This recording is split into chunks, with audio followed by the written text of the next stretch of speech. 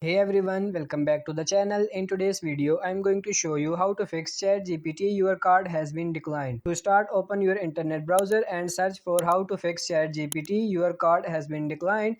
And then in here, click on the link that says pathofax.com. Now these are the following reasons. Number one is blocked app regions until the IP address of your device. Now, if you are living in the US or any other place where ChatGPT Plus service is available and still your cards are getting declined, then the issue might be your IP address. If the IP address of your device is set to a place where the ChatGPT Plus service is not there, then also your transaction will also fail.